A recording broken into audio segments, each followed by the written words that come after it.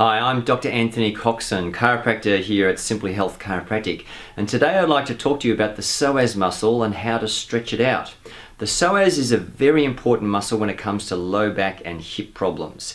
It attaches on the inside of the lumbar vertebra, very deep inside the abdomen. It runs down from there across the pelvis and attaches to the inside of the upper leg. It works very closely with another muscle called the iliacus, which attaches on the inside of the pelvis and runs down to that same spot.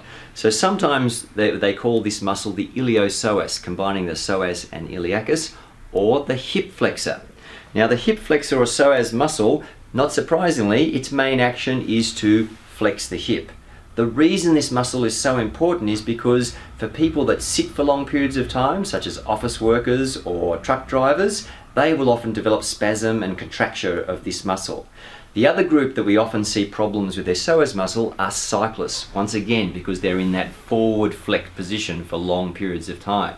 So stretching out this muscle can be very useful. Now, just to give you a bit of a visual so you'll understand this a little bit better, this book is called Applied Kinesiology Synopsis, a great book by David Walter. He gives a great little diagram here of the iliopsoas muscle. So the psoas component you can see attaching to the lumbar vertebra, running down through the pelvis and attaching to the inside of the upper leg or femur. So let's go to the stretch. Now I always like to use some padding support when we do this, so just a rolled up towel works fine. Getting into a lunge position, the common mistake I see people making with this exercise is that they do this and lunge forward. We don't want that. We want the hip to be directly above the knee. The action, instead of going forward, is to just tilt the pelvis. Simply by doing what's called a posterior pelvic tilt already brings a stretch into that iliopsoas or hip flexor muscle.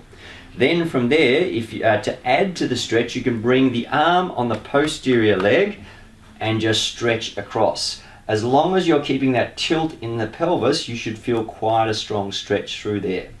For some people, this pressure might be a little bit too much for the hips, especially if there's a bit of osteoarthritis or those sorts of things. So what we would do in those cases is just bring in some chairs and have a little bit of a support. Still nice and upright and tall, still do that posterior pelvic tilt, but we don't obviously go across to the side with this one. You hold the stretch for about 20 to 30 seconds each side and make sure that it feels comfortable doing it and that you're breathing normally through the action. If there are any concerns or problems, just see your chiropractor or other health professional to discuss this further.